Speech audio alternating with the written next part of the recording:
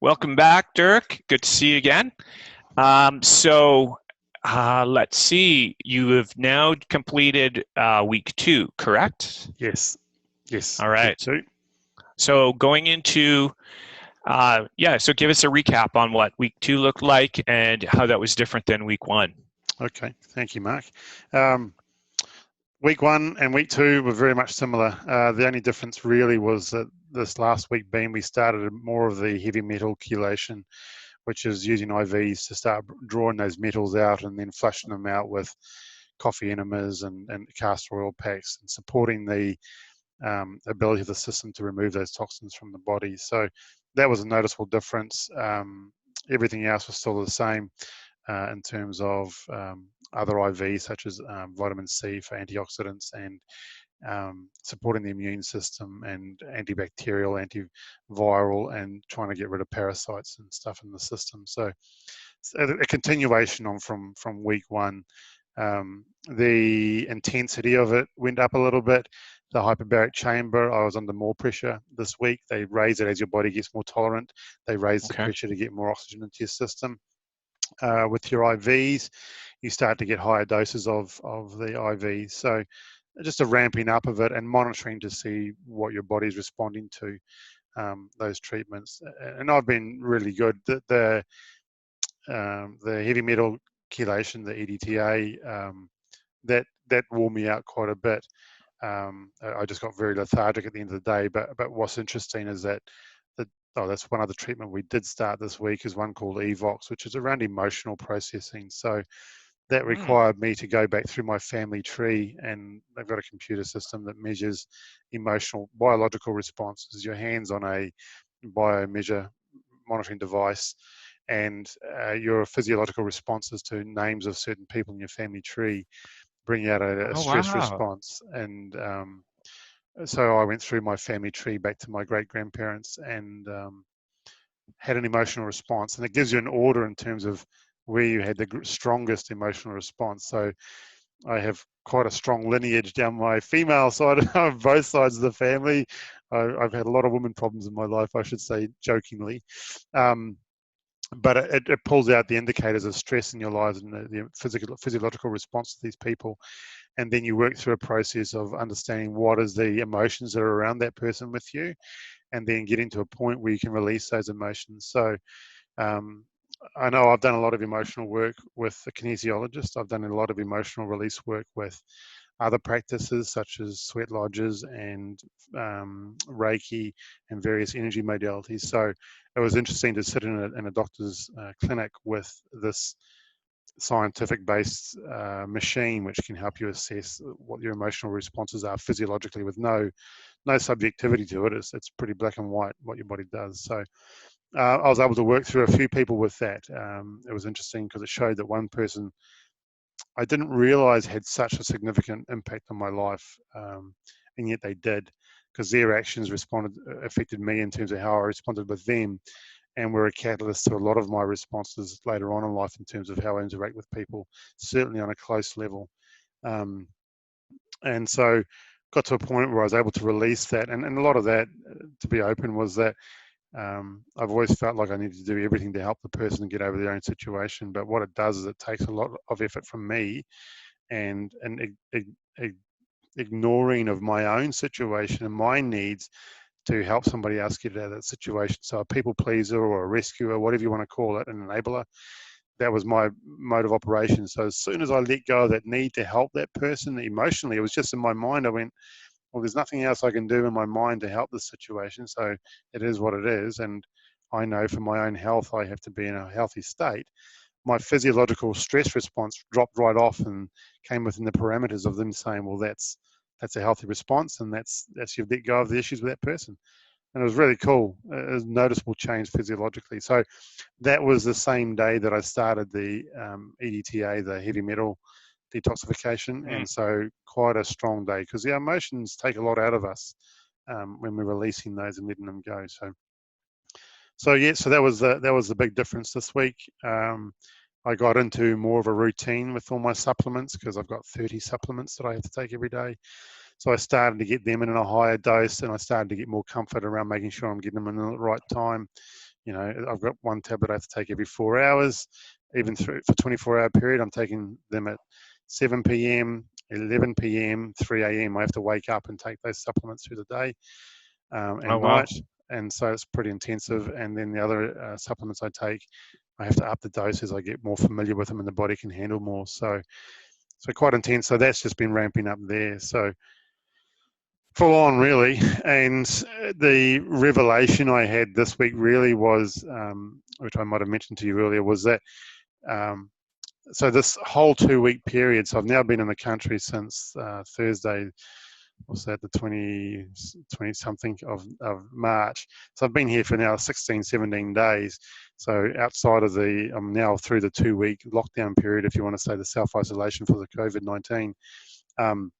But what I noticed was just the intensity of getting over here, getting into the clinic, adopting all these new practices, getting the body clock into as a rhythm so it sort of matches up with the daylight hours, and being able to order food and get food in here so you can still live. That's all sort of got to a point now it's manageable. So my mindset had been so focused on the physical in terms of I've just got to get this done so I can get food in my belly and then I can get these supplements in my belly and do all these protocols. I wasn't able to focus on the joy that I need or the emotional state. Excuse me. So a realization this week that it became important for me to get back into that mental focus. The example was I could feel it in my body. I just felt locked. I didn't have an up emotion. I didn't have a down emotion. It was just a matter of doing. Physiologically, I just wanted to feel happier. Like everything's working out for me. Why do I feel stuck?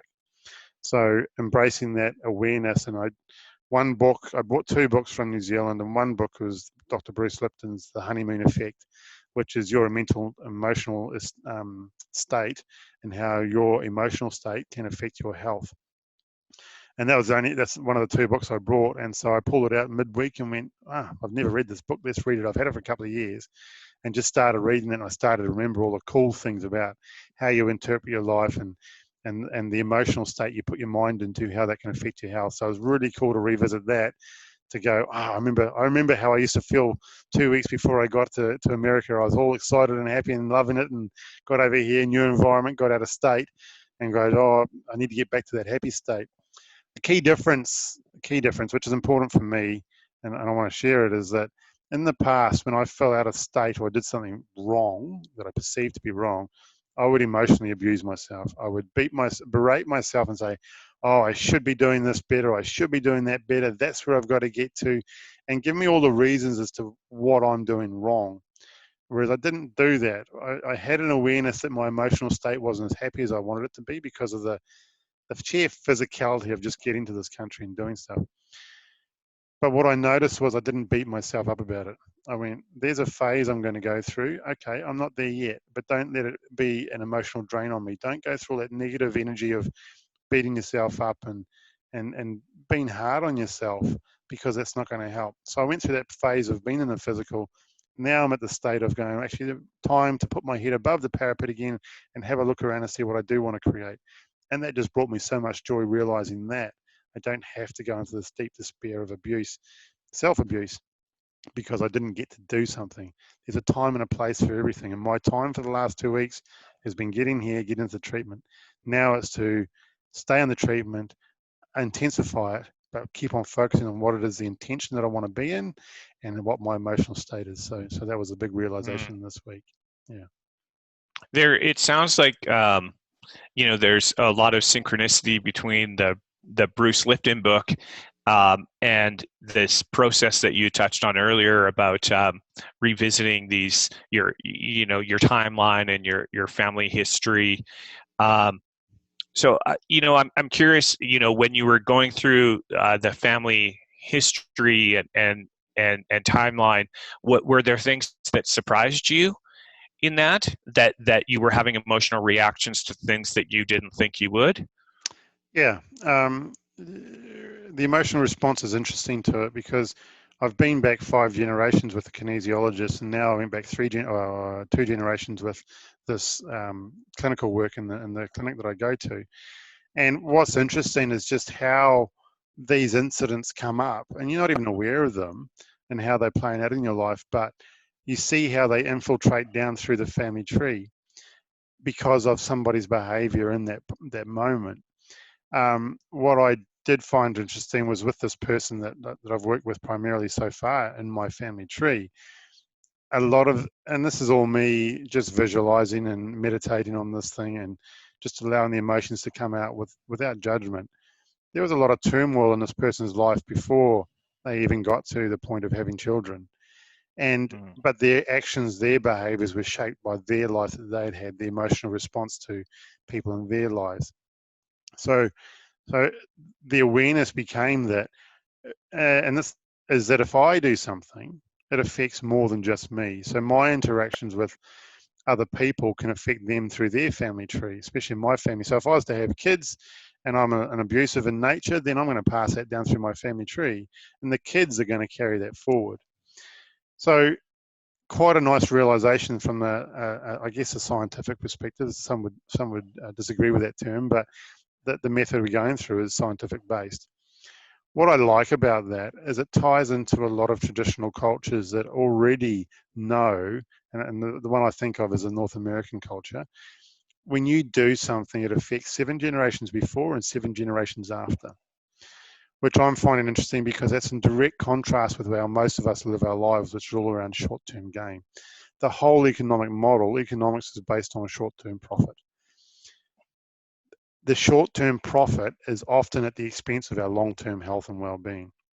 So anyway, that's a long bow, but drawing together realizations from a scientific perspective as well as traditional belief systems has been really intriguing for me. I have talked to some people in my family about the things that I learned during this session about this particular person, and there are some consistencies. There's some agreement around the behaviors that I picked up and just how it impacted me and how it impacted that person. Um, and not 100% because nobody ever knows what anybody else has ever been through fully, but certainly a Sure. realization that those person's emotions impact more than just you and your environment. So that requires us to probably be a bit more compassionate, a bit more forgiving, a bit more love orientated in that perspective. So at a high level, that's what I learned. In terms of specifics, I'm still going through it, but um, it's very much generating a picture of where my stress points come from and why I have certain behaviors. The emotion that came out that gets identified was resentment and anger. Now, I've done some work around emotional representations of different organs in your body, and the colon that I'm dealing with is where you hold your resentment and anger. Interesting, just interesting. So, so, so yeah, it's going to be interesting to see it. So I've got 2 of those sessions a week, and so I've got 4 weeks of treatments coming ahead now. So I'll have at least another, that's 8 sessions. So it's going to be Mm-hmm. intriguing as to where I get to. Have you noticed physiological changes so far, as not only as a result of this aspect of your treatment, but in general over the last 2 weeks? Yeah, so I'm laying in a hyperbaric chamber every day, so my body's getting plenty of oxygen, so the cells can do what it needs to do. Um, my skin color is probably the primary indicator that I notice. I'm almost a natural human being color, whatever that is, but a pink instead of a greeny yellow. I am eating a lot more food than I've eaten for a long time. Some of that's because the diet's changed a lot. The ability to get fresh food with the lockdown and stuff is a bit more challenging, but I'm eating a lot more whey products for the protein at the moment, and that's okay. My body's okay with it. There's only been one real side effect from that, and I'm not going to share that, but it's pretty obvious. Um, Mm-hmm. um, so the healthy eating of the food, I do notice a difference in nutrition from the fresh vegetables over here versus the stuff in New Zealand. There's this. I believe that my body tells me when I'm eating something that's conducive for it versus not, and whether I'm Yeah. extracting something nutritious from it. And in New Zealand, the food there I'm finding just has a more uplifting effect to it versus the food that I'm eating here, which is probably a bit more sedate, if that's the right term. Mm. So physiologically, I'm starting to sleep better too. That might be just the jet lag, but I just feel more alert. I guess one of the key things is my brain just feels more aware. When I'm at the clinic getting the treatments, it's a bit foggy because you're getting all these fluids pumped through you and your body's doing stuff to process these IVs. But when I have some quiet time by myself, I just feel a lot more calm and a lot more stable with my thoughts. Probably a bit more clarity too. So, yeah. What have you been doing in your downtime? Not terribly much. I guess when I come home from the clinic, so I leave the clinic at about between 1 and 3 p.m. in the afternoon. And depending on how I'm feeling energetically, I generally come home and have a bit of a break, half an hour, just sitting, doing nothing. And I try to go for a walk every day and walk in bare feet in the long grass. It's a bit tricky around here because there's animals over here that we don't have to deal with in New Zealand. And we've been told to be careful, so we are being careful with poisonous animals. So, but we try to go for a walk around the block and not too far off the beaten track, and just be responsible and keep our isolation. But that, and then this week I've been able to get back into the yoga again, so I hadn't done that for about 2 weeks with the transition over here. So just nothing too strenuous, just gentle. I can't do too much because of the PICC line in my arm. I don't want to pull that out because it costs a lot of money to get back in. And so I'm been just taking it easy. So yoga and the meditation, I'm starting to do that in the hyperbaric chamber as well as when I'm at home here. And then after that, it's pretty much into the food preparation and the coffee enema and the castor oil pack. I am watching a bit of TV, which I haven't done for a long time, but I'm kind of a fan of watching some of these car shows where they fix up old cars, classic cars, and make them into hot rods and stuff. So, getting my fix on those before I head back to New Zealand where I don't have a TV. So that's, but interestingly enough, I'm aware of the physical impact on my body. When I start to watch TV, I start to get very heavy and a bit tired, and then all of a sudden my motivation to get up and do something just drops off. So I'm aware that TV is not the best thing, but it's just nice to do sometimes because we've got a lot of time to do different things. Sure. I was wondering if you could, chat a little bit about the Bruce Lipton book that you've been reading. Sure. So I've only got through the first 3 chapters on it, but where I've got through, the stuff that really sticks out in my mind is that we are an energetic being, so we get a lot of electrical signals. And what's interesting is even with the clinic, a lot of the therapies I do in-house, apart from the IVs, a lot of the therapies are electrically based. So there's a bioresonance machine, there's a biomed, on the med they call it, there's a foot bath, and then there's a lymph machine, and then there's this Evox, which I just mentioned. They're all around electrical frequencies, measuring those frequencies of the body. So what I'm finding interesting in the book is that it says that our body is an electrical organism. Our body is charged with energy. What that means is that we can pick up vibes from people around us, from situations that our logical brain says to ignore. And I'm going to make a generalization here. Historically, our society has moved away, especially over the last 200 or 300 years with the industrial age, moved away from the emotional response in your body. Emotions are no good. It's got to be logical and rational the way we move forward. And so what you do is you start to not rely on your intuition or your intuitive knowledge. Anyway, what he's saying is that with quantum physics, because we are energy, and the understanding of an atom when it's in a Newtonian perspective is there, it's physical and real. But under a quantum perspective, it's not. It's only ever real once the observer makes it occur. Now, that's possibly me misinterpreting what Dr. Lipton's saying, but that's my understanding at a layman's perspective. The atom becomes blank until it's observed by an observer, and we're the observer. So we can create our perspective on what we want our life to be by expressing the emotional state we want to be in for that life to occur. So it's a law of attraction. What you put out, you get back. Do unto others. This is not new, but science is getting hold of it, and he's been doing this science since 1967. This is not new stuff, but it's certainly been the little brother to the mainstream doctrine, I guess. So what he talks about is that you've got to learn to trust your intuition in terms of where you're at, and your intuition is electrical signals that your body's picking up based on waves and frequencies from other things around you. So when we're interacting with somebody, and you know how you feel I'm getting rubbed the wrong way when I talk to this person.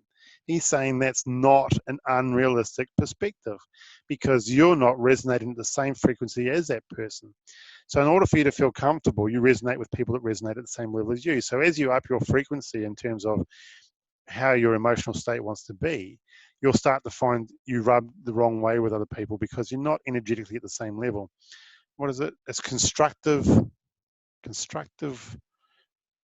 interference, wave interference, I think is the word.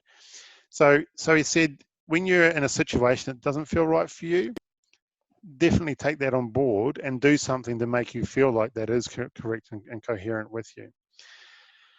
So he is an example about a guy. He was moving out of his, Bruce Lipton was moving out of his home to go to a different country, a different place to live.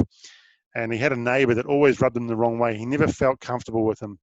But the day he was moving out, the neighbor said, "Oh, I'll give you a hand." So, and Dr. Bruce Lipton goes, "Well, my brain says I've got to accept everybody, trust everybody. So I'll allow him to help me move my stuff out, my furniture out." So he did.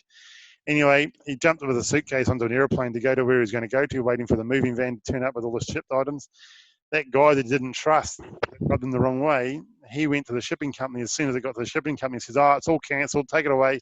He brought the van hold, sold the whole, all the stuff off, all Dr. Lipton's things off, his material possessions, sold it all off and took his money and ran off. so Dr. Lipton says he should have trusted his intuition about that because his intuition is electrical frequencies which are not unreal. How does that relate to me? My emotional state, the realization that I needed to be happier this week because my physical state was showing just stagnancy. So my emotional state, when it goes up, I feel better, my body can work better. And what I noticed is when I started to remember those philosophies, those practices, and brought them into my daily life again, my interactions with the other people in the clinic started to improve and bring me more joy. Funny how it works. So that's where I got to with that. So I'm keen to get through the rest of this book. Nice. Well, you know what I love about that is that it you know, as you're talking, it immediately springs to my attention how much of what you're saying is synchronistic with other traditions. I mean, such as Vedic philosophy, which very much talks about being an observer and watching. Watching situations around you, being aware of situations around you, and then just as you had mentioned about, you know, in this sort of quantum level, you know, or from a physics perspective of Schrodinger's cat, you know, we project upon the environment what we want to experience, and that becomes our reality. And in hermetics or alchemy, you know, they would call that differential resonance, but really it's exactly what you're talking about, which is, you know, the idea that we have so much more,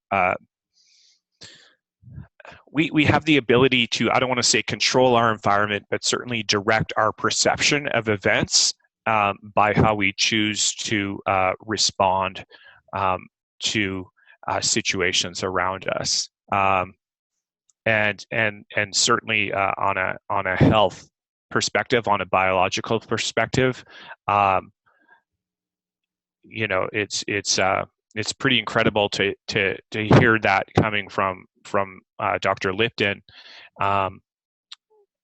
So you know, that's very exciting stuff, and I can see that you know, when you're engaged in treatment, that must really kind of be inspiring, you know, to you. It is, but what I love with what you just shared there is that these traditional practices or belief systems have been in our society for years, thousands of years, because they worked, because that was our way of working forward. I guess what I see is this realization that science is starting to see science. I use that term loosely, but there's becoming more and more practices based in science that are starting to show the physiological response from your emotional state. And so when you're in an emotional state, you can then, that's healthy, your body can be healthy. And that's the same stuff Dr. Joe Dispenza talks about. You set your intent of what you want your health to be. So I love that it's these old ancient practices are so real. And you did right. And times like we are in now with the whole COVID-19 in the world, there's an ability for us to stay out of the emotional drain that they can put on you and stay in a happy state. To me, that's one of the most important things we can do with any Hmm. situation. We can't control what's going on around us in terms of how the world's unfolding, but we can control our interactions with it and how we perceive that stuff to affect us. So it's really cool, and thanks for raising the Ayurvedic stuff, because I don't know much about that stuff, but I know it's no different. It's not that it's no different. It's all dressed up differently, Yeah. simplistically speaking, but it carries the same essence of what you put out, you get back. Well, and to build on what you just said, I mean, we're in a time in history right now that we will remember as being a catalyst for great change, uh, without trying to understand what that change is going to look like, because it's way too early to be able to tell. And all we can do is speculate, and speculation just leads to rumination, and that's really not going to help anybody right now. Um, whereas focusing on the things that we can change, which is our mindset from moment to moment. It's great to hear that. It's great to hear that from you, because you're actually going through like a treatment process right now in regards to your health. So there, it's like you have another backpack on your shoulders right now. That, yeah, there's a lot of people right now dealing with how COVID is affecting them. Um, but you are also in the position of dealing with treatments for your physical body to eliminate what some people would call cancer. Um, you know, um, I just want to bring back what you just said, the ruminating on the perceived negative things out there. Now, I spent my whole life doing that. If something would happen to me, I would ruminate on that for ages. Like I had a discussion with a friend about an event that happened between us, and you talk with that person 5 or 6 years after the event, and I just raised this point, and they said, "You're still hanging on to that," and hmm, yeah, well, yeah, because it's always been inside of me, and I think about it, and so my natural mechanism was to ruminate on it. Now, I know, and this is a bit of a controversial perspective, and people might take it the wrong way, but what I've found is that I put myself in the situation with the physical challenges I'm facing at the moment because of the way I live my life, the perspective I had on it. So I spent my working career in chartered accounting firms with this perspective that I was never good enough. And so when I get home from work, I'd be sitting at home going, "Oh, geez, I'm not sure I can cope. I don't know how that all works." And that's not all the time, but that was an underlying theme in my life, was I just don't feel like I'm good enough. They're going to find out.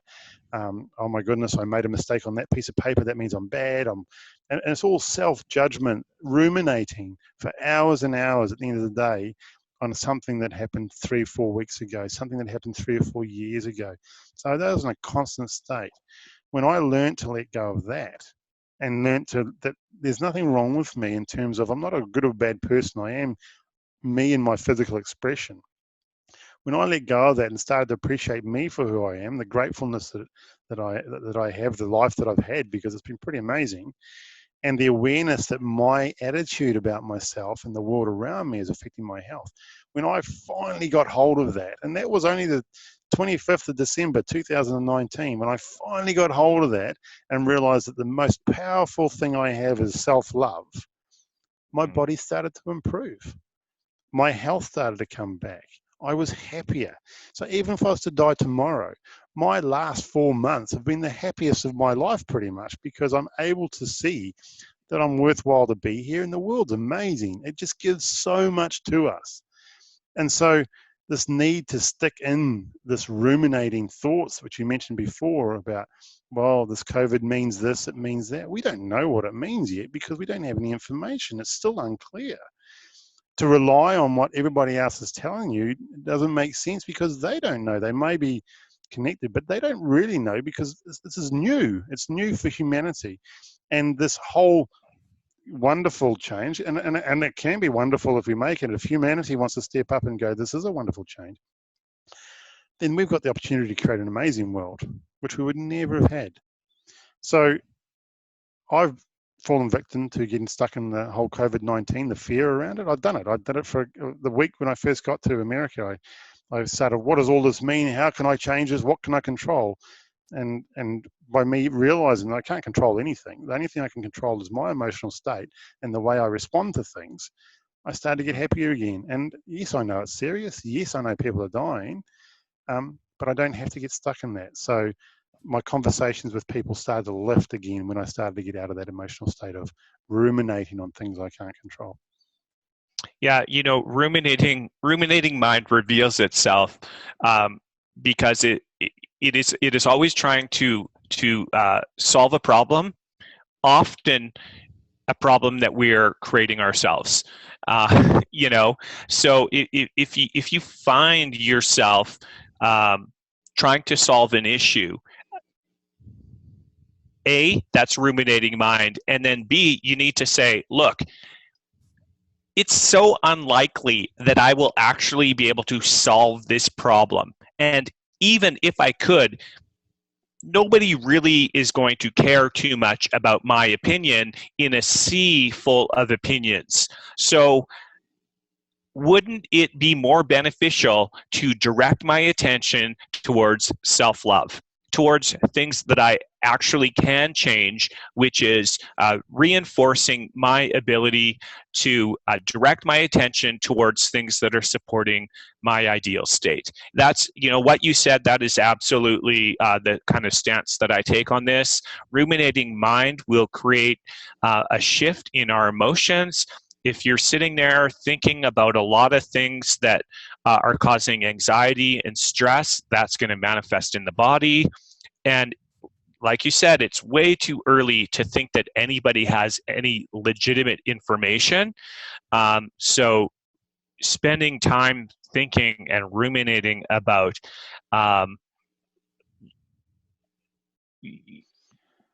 ideas and the potential misinformation that is being shared, it just seems so utterly pointless at this time. Certainly not going to help individuals. Exactly. If I can give you a loose scientific reference, so every day I have to have my blood pressure taken and my heart rate taken. And for the first half of the week, I was quite high, not high blood pressure. I think it was about 126, 130 over like 70. And that was the same in the afternoons. Wednesday, which was noticeably the day that I went, actually, I want to start getting out of this state because I know it's time to move on again.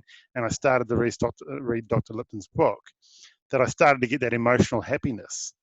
My blood pressure at the end of the day was 110 over 62. Yeah. Wow, that's a physiological response, and that happened for the rest of the week. So Wednesday, Thursday, Friday, that was where my end of day blood pressures were. And my first in the morning blood pressure was down as well. It was around the 120, 126, 118 over 60, 65, 70. So hard to, maybe I can't, to me that's an indicator. It's not a precise measure, but an indicator that something changed. And another example is I get a lot of people ask me questions, how are you going to get home to New Zealand? And I sat there thinking, well, what do I need to do? And I did it for about 2 minutes. I went, I've got no idea how I'm getting home. Yeah. But that's like 2 months away yet. I was a month and a half away at the earliest. So by then, the world could have changed. We're all flying around the airplanes in the world again, and everything's back to normal. Or we're in complete lockdown. Who knows?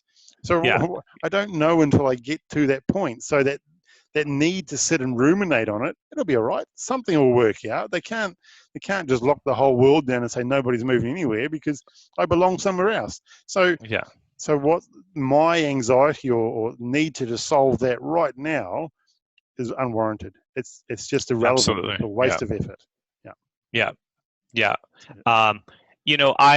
I have made I've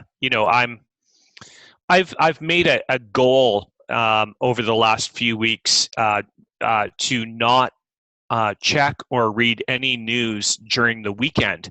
From Friday night through the weekend, because I wanted to see, like you're kind of talking about with the blood pressure. I wanted to observe the difference that it would have on me and on my attitude, on my predominant mental attitude.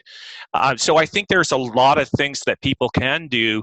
I mean, the blood pressure, that's amazing, and even if people, check their pulse. I don't know. I mean, I think people should be encouraged that there are things that they can actively do to step out of the rumination zone. you know, um, because you know what? When you have 2.5 days of not reading the news, then it's amazing how quickly the mind and the body just adapt to a different reality. But if you're in this fear mindset and you stay in that fear mindset, then it is not only going to affect your mental health, but also your physical health. Yeah. Agreed. So, and even with the TV, like I've noticed, I've cut it back on the hours. I don't watch the news channels. I just watch a couple of car programs, and that's about it. Yeah. But I noticed yesterday was Friday. I decided that I was going to listen to more music. So I've got a little portable speaker, and I just started putting music on, just a YouTube feed or on my own iTunes, and just started to listen to cool songs that I like the beat of. And I just started to sing to that, and then started to dance. And then when I'm cooking meals, I'm in the kitchen singing away, and and all of a sudden I feel better. The world's not going to end, so I might as well just keep enjoying it. So just simple things like that. It doesn't have to be complicated, does it? Yeah. No, and um, you had said earlier, if you died, tomorrow, that at least, your last 4 months has been this incredible experience. And I try to live like that. I try to live in that spirit every day, because we don't know when our time is coming. I mean, COVID aside, we don't know when our time is coming. So why would you want to spend your last days or moments living in fear and rumination when you can actually just enjoy your time and enjoy your life? Because it was actually, at some point this week, I was thinking about that. I was just thinking about, like, hey, like, we don't know what's going to happen. And I have the ability. There's so many things in life that I cannot control, but I do have the ability to control my predominant mental attitude. And I always think back to that Viktor Frankl quote from his book Man's Search for Meaning. Viktor Frankl survived a concentration camp, and so hearing him say something like this has a whole lot more weight than for me, because here's somebody who's actually lived through an incredible chaotic and tragic moment in history. But he said, there's many things that they can take away from you, and I'm paraphrasing here, of course. There's many things that can be taken away from you, but the one thing that cannot be taken away from you is your attitude. That is something that you give away. And we give that away by our choice to direct our attention towards fear and anxiety and stress. And it just seems so ridiculous to me to focus on things that are sabotaging an attitude. I would rather maintain an attitude that keeps me in a positive place, especially when there's zero that you can do to change a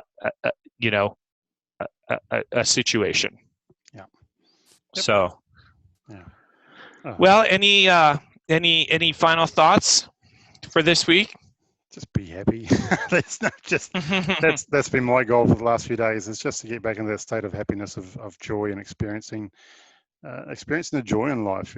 We've got one life to live, so make it as joyful as it can. And even though you might be stuck in your house, hopefully there's some good memories in your house, and you can create good memories. So go forward and enjoy. I know that's the approach I'm taking with my health, and I know I'm showing differently to other people in similar situations because of my mental focus. So I truly appreciate the awareness that I've got, and I appreciate the ability to talk to you about it in terms of the experiences you've had, because you help to reinforce the things that I've learned from different perspectives and different learnings. So just people enjoy themselves, be happy. Well, that's a good word. I mean, at this point, people should probably have a good idea of the things that make them happy, and this is a good time for them to channel their energy in that direction. Agreed. Yeah. Cool. Awesome. Well, thanks a lot, Durrick, and look forward to talking to you again in another week and finding out progress. Yes. Thank you, Mark. We'll talk again. Cool. Thanks. Bye. All right. Cheers. Bye.